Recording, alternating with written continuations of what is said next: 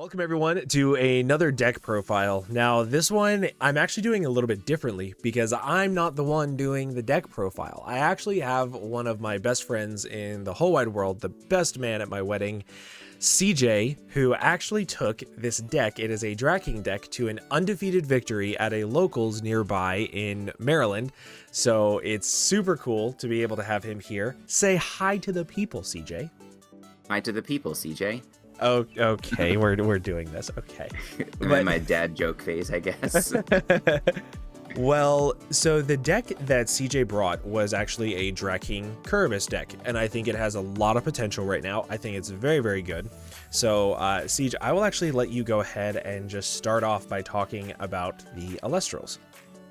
Yeah, so I'll jump into it. I guess before even I get in the deck, I'll start by saying it went 3-0-1, and it was a tournament of 12 folks, and it's got a lot of diversity in the meta there, so it was able to test against a bunch of different archetypes, so pretty happy with that performance. Yeah, so obviously the star of the deck is the DRAKKING, so I'm running only 1 copies, and then with 3 copies of DRAKKID. So I see a lot of lists that have 2. I think you could go with 2 here as well. I guess just for I guess if you weren't running DRAKKID, I would definitely run 2. I've seen some lists that don't run the DRAKKID just because I think I don't know, it's not my favorite card in the deck. Like for the reason being, you know, if you have your DRAKKID out and then you activate its effect and then you activate Rock in a Hard Place anyway, like whatever you were swapping with, DRAKKID is going to be able to get over anyway. So to me, it's sort of like, you know, like what does it even do?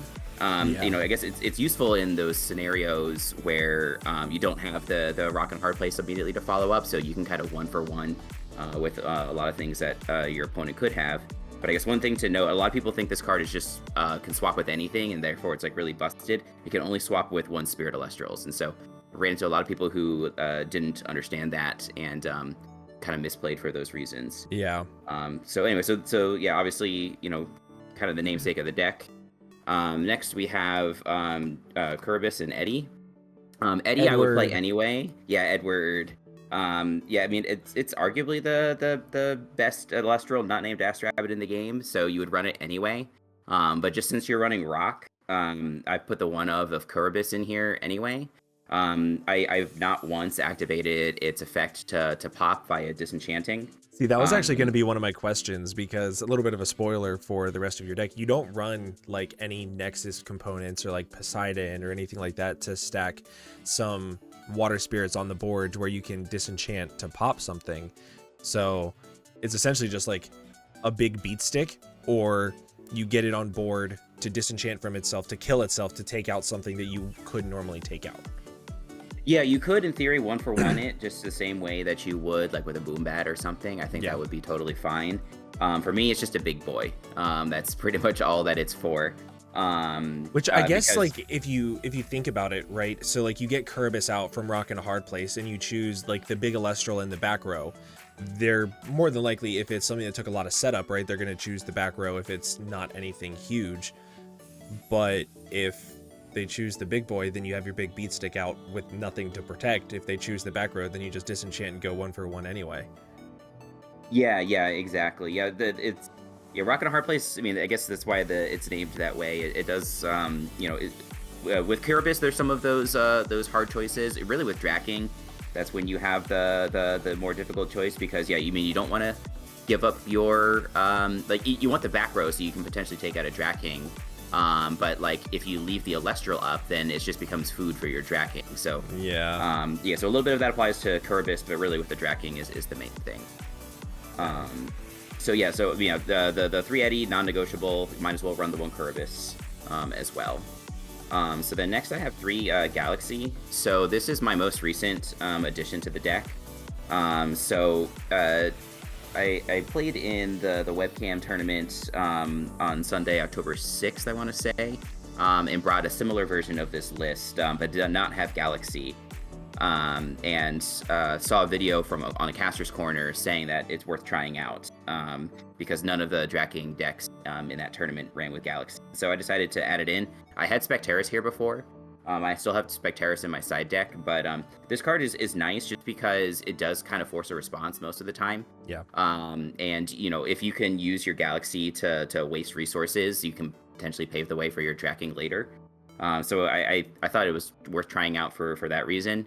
I think a lot of folks, understand that there's some funny interactions with this card, like with Poison Tipped Arrow and with Cryoblast and things like that, just with the way that stat adjustments work. Yeah. So when you PTA this, it still has 5 attack. Yep.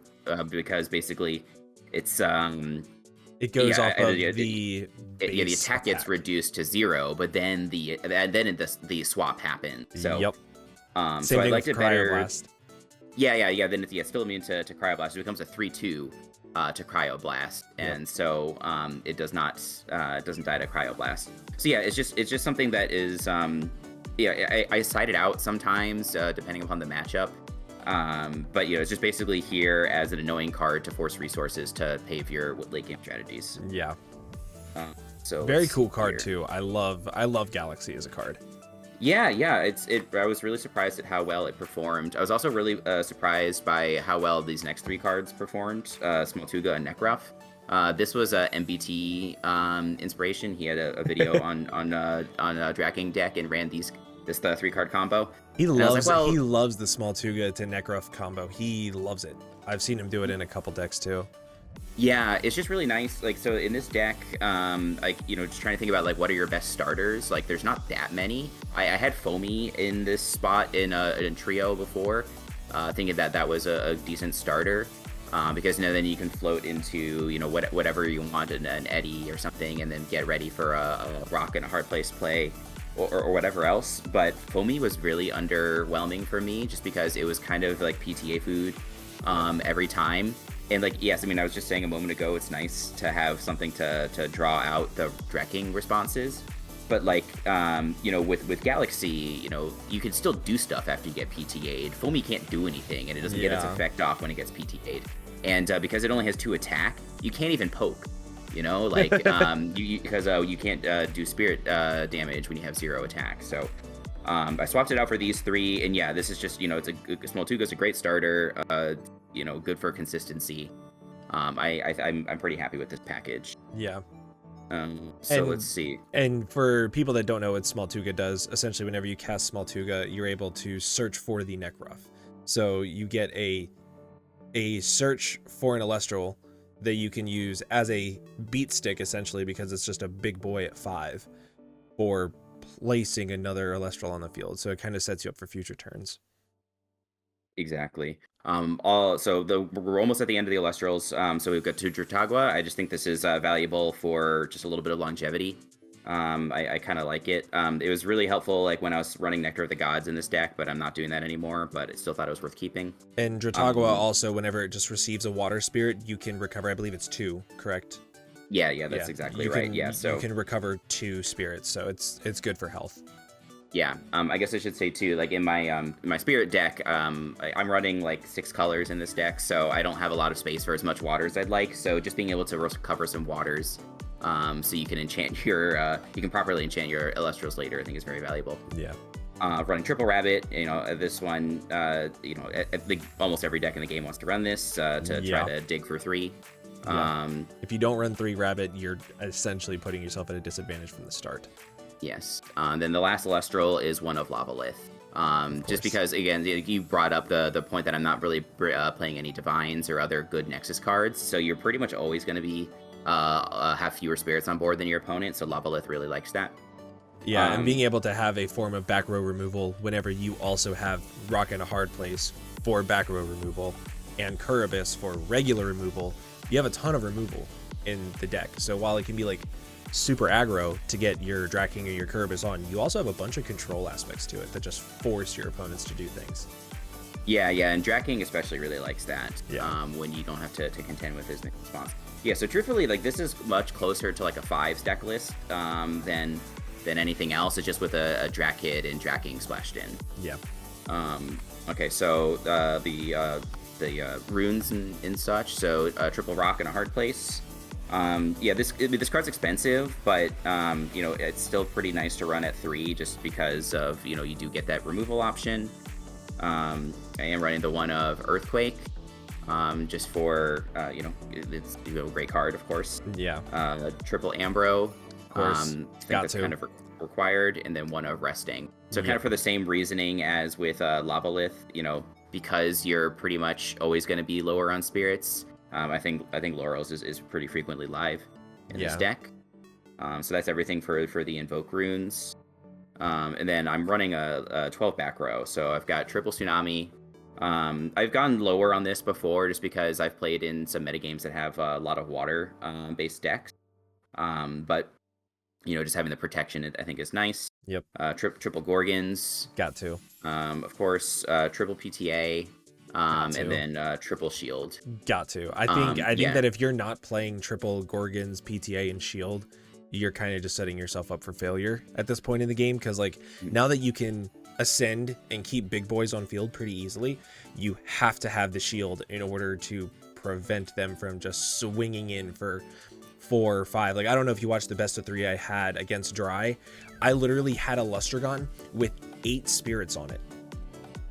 Oh geez, that's insane. Yeah. So if he had a single shield, I couldn't have swung in with it, and it would have just stopped momentum. So yeah, I'm happy with 3 in this deck. There's a couple of matchups where I'd side at least 1 copy out, if not multiple copies.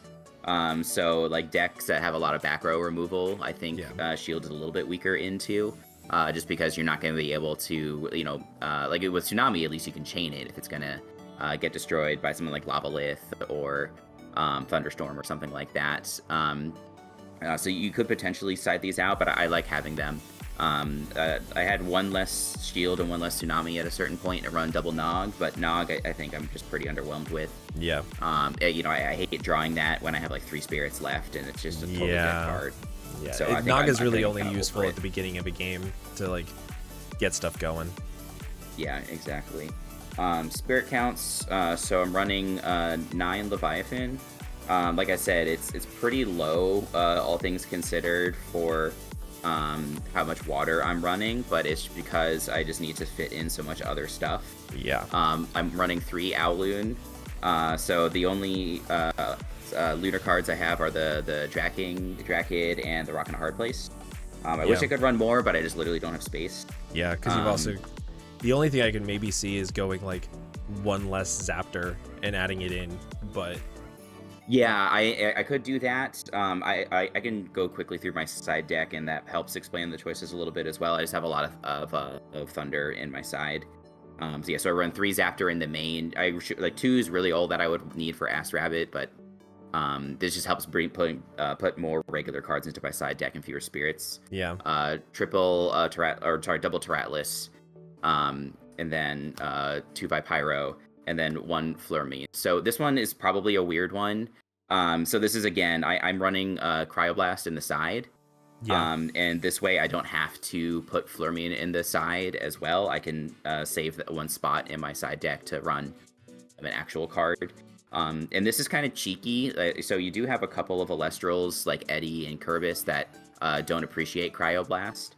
And Kerbis in particular, like I mentioned, I almost never use its regular effect. Yeah. So when you ascend it, you can just ascend it with a Flurmean, and then it's Cryoblast proof. Yeah, that's really smart. Yeah, so just figured I would do that anyway. Okay, so then I'll quickly do the side deck. That's super smart. I really like that idea with just putting it on there either way. Yeah. I mean, if I'm not going to activate the effect anyway. Yeah. So side deck, got Double Spectaris. Like I mentioned, this used to be in my main. I think it's useful versus certain matchups. It is if you see Galaxy, it's useful.